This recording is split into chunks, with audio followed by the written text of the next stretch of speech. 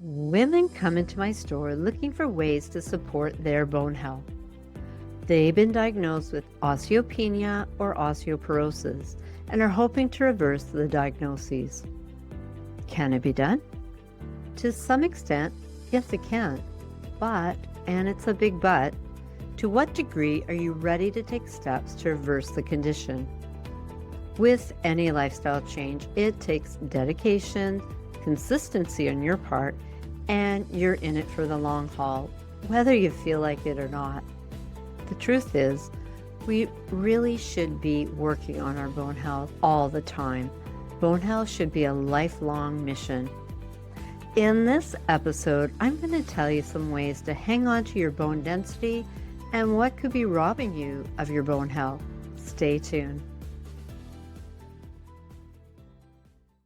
I always say you don't become interested in a topic until you or a loved one gets a diagnosis. Guess what? Last year, my bone density exam was not good with borderline osteopenia. So this year, I've been on a mission to improve my bone density. Hey, I shouldn't be surprised with the diagnosis. After the last 5 years coming out of a pandemic, trying to maneuver my business, jumping through the different hoops that came our way to keep a retail store and a clinic open, serving and making sure my customer needs are being met, and working with my online clients. So, to say the least, yeah, I can see why my bone density is declining. Here's the thing. We experience about 3% of bone loss in the year around when we transition to menopause and through the next 2 years following.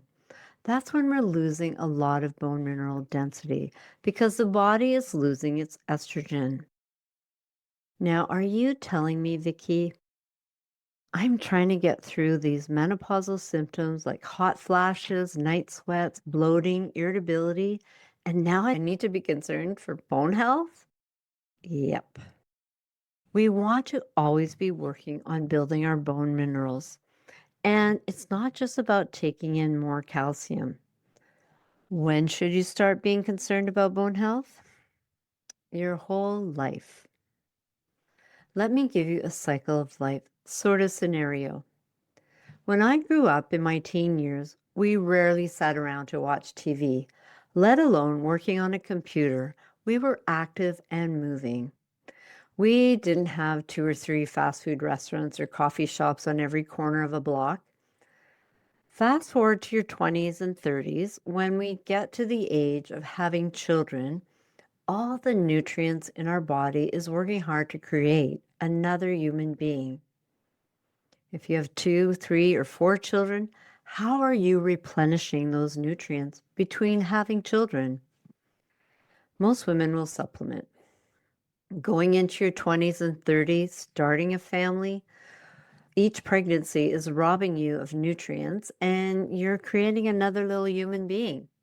You're working at your job, working on your career, caring and raising your family, trying to work on your own health, and oftentimes, as women, everyone else's needs tend to come first. Here we are, late 40s, early 50s, the family's all grown up, your body is changing, heading into menopause. You've been trying to manage that transition as much as possible. You discover, like myself, your bone mineral density is suffering. So, why is looking after your bone health a lifelong journey? Well, for me, I want to be able to live a life independent of others. What do I mean by that? Well, where I live, this winter, the fracture clinic reported the highest number of bone fractures they've ever seen. Even my chiropractor commented the same thing. In her 20 years of practice, she had more patients coming in with bone fractures than she's ever seen. Having a simple fall or stumble can be detrimental to your quality of life. If you fracture or worse yet, break a bone, you may miss time at work, can't cook meals, can't drive, need help going to the washroom or even showering. You may put on some weight, because you're not as active, and you may even be afraid or a little cautious to go outside because you might slip again.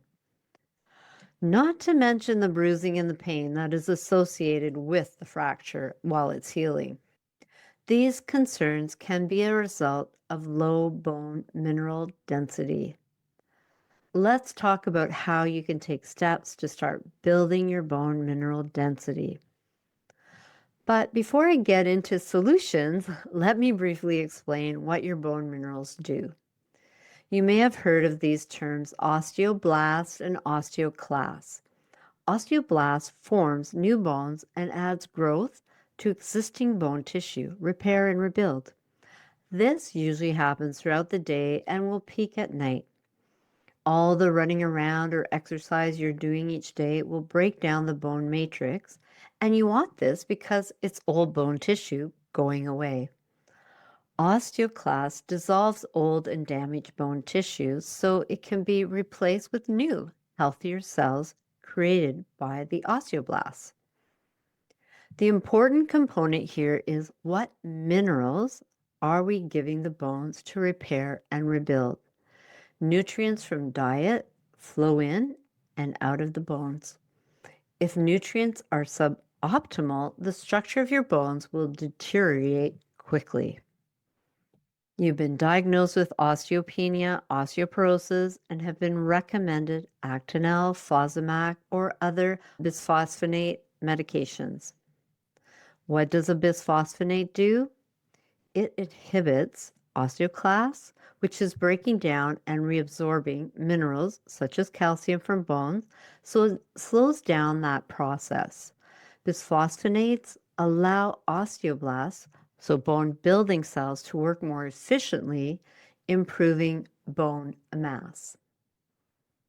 Or the injection of Prolia. If you've been diagnosed with osteoporosis, it is serious and you need to decide what options are best for you. Factor in your lifestyle, your diet, your age, and have a heart-to-heart talk with your healthcare provider. Now, these medications are only supposed to be used for a short time. They're not meant for a long duration. So, you need to be able to take other steps to build your bone health as well. Now, as a nutritionist, let's start with diet. This is my wheelhouse. We all know dairy products are number one. There is a lot of research on dairy products. Now, I would say in this category, yogurt is the one to run to. However, not all yogurts are of equal value. Stick with plain, full-fat yogurt. Greek yogurt is higher in protein, and protein is always a good thing. I get asked about kefir. I love kefir, but a lot of commercial kefirs have too much sugar. So watch the sugar content, and plain is always best. I've not met too many people who do not like cheese. Like yogurt, cheese comes in many different forms. You need to remember cheese is high in sodium and fat, so if you are watching your calories, plus I don't think we eat cheese every day to get your daily calcium requirements. All vegetables have some calcium in it based on the soil level of minerals. Raw nuts and seeds will have some calcium levels in it too, but the key word here is raw, no oils, no seasoning. You can't eat enough food to get your daily requirements of calcium, and you can't eat enough food to get your daily requirements of vitamin D or vitamin K to build bone density. You will need to supplement. Depending on what you're doing and your bone density levels, your goals will depend on the dosage. Now, in Canada, vitamin D is sold at 1,000 IUs and 2,500 IUs. Again, it will depend on your end goal to the amount you are taking.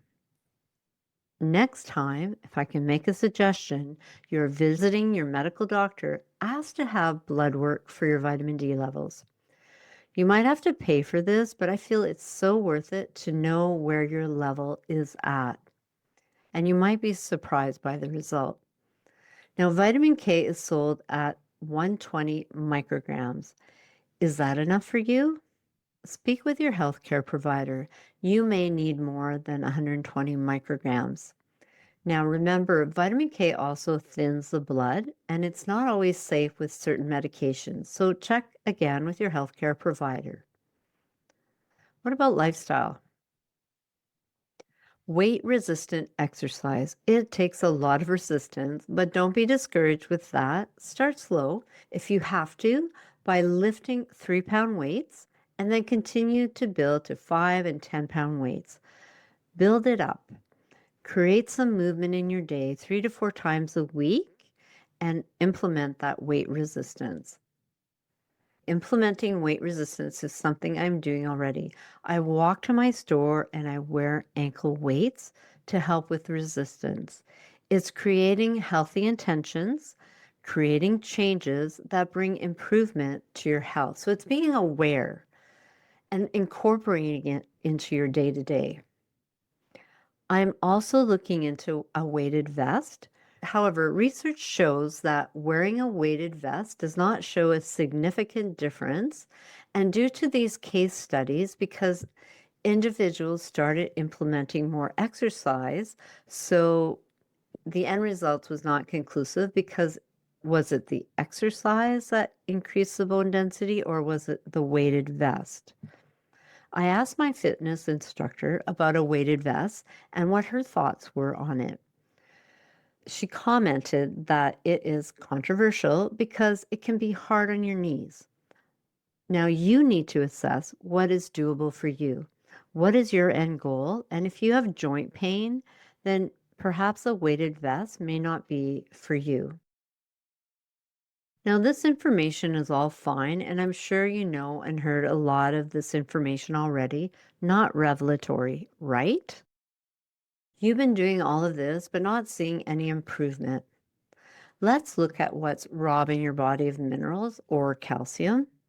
Did you know phosphorus competes with calcium for absorption? Unfortunately, phosphorus always wins. You will find phosphorus in soda pops, and you may say to me, I don't drink soft drinks. Phosphorus is added to processed foods, processed meats, as an additive to keep that non food food item looking just as pristine a year later when it's sitting on a shelf to when it came off that conveyor belt. What about gluten in your diet? Could that be robbing you of proper mineral absorption? A friend of mine was diagnosed with celiac later in her life. For those of you who do not know what celiac is, it is a condition where the small intestine is sensitive to gluten, causing a lot of stomach upset, but most importantly, malabsorption of nutrients, so vitamins and minerals. So, my friend, about 7 months ago, she fractured a bone in her foot and it's still not healed. She is frustrated and she has not been able to work for the last 7 months because her job involves being on her feet for the duration of her shift. Now, why would gluten affect bone density? Think about all the foods you eat that have white flour in it. Gluten is a protein, but it is also like a glue. Have you ever made paper mache? It's basically water and white flour. You mix it up, you make a shape, add newspaper, apply that water and white flour mixture, let it sit for a while, and it gets hard. So imagine that paper mache, and now imagine eating white flour products. It's creating a paste in your stomach. It damages the villi from your stomach to your small intestine, or it impacts the area. And then when you're eating all that nutrient dense food, it's not getting absorbed properly, hindering the absorption of essential vitamins and minerals to help strengthen your muscle tissue, your arteries, your bones, and your brain health. What about medications that are robbing your body of minerals such as calcium? Blood pressure meds, antacids like Tums, acid blockers like Zantac. Some thyroid medication can be blocking calcium absorption. Wait a minute.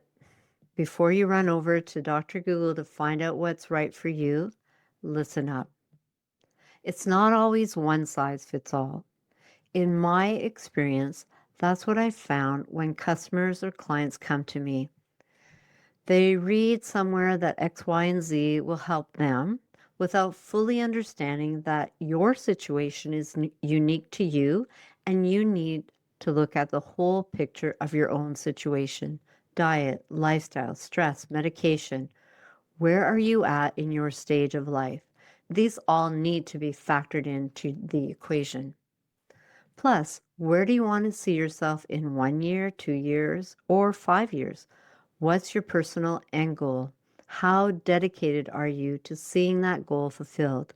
How much time, effort, and work are you able to put into improving your well being, your bone health?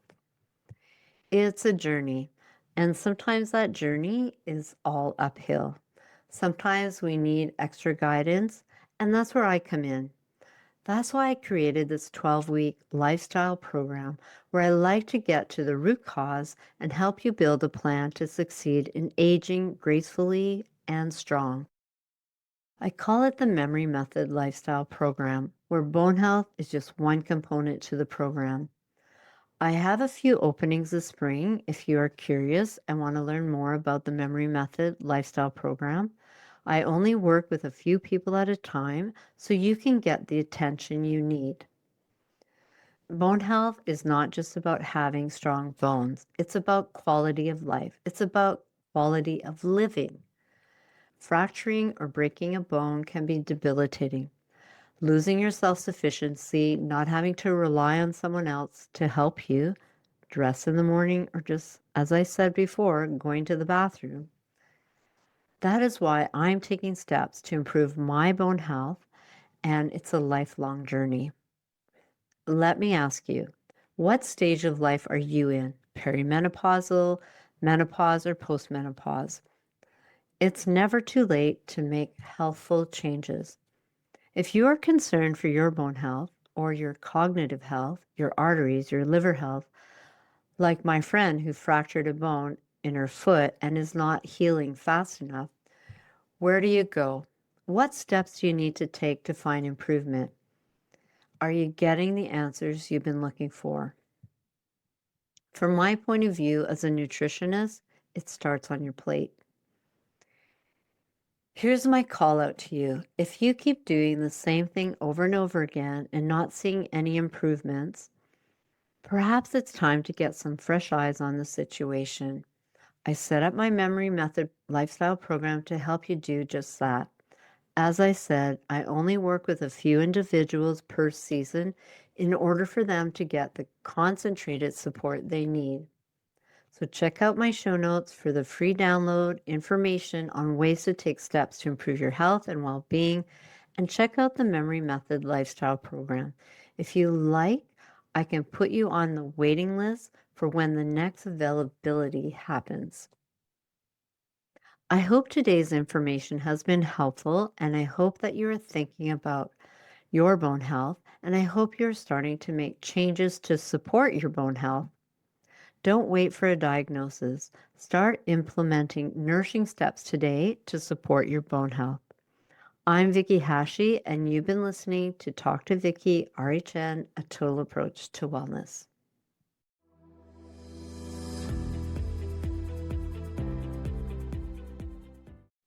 I do hope you found value in today's episode. Let me know in the comments below if you've been diagnosed with osteopenia or osteoporosis and what steps you are taking to strengthen your bone health. If you are enjoying these videos, give me a like, a subscribe, leave a comment. I look at all the comments. Every time you interact with this channel, you are helping it to grow, and it is greatly appreciated.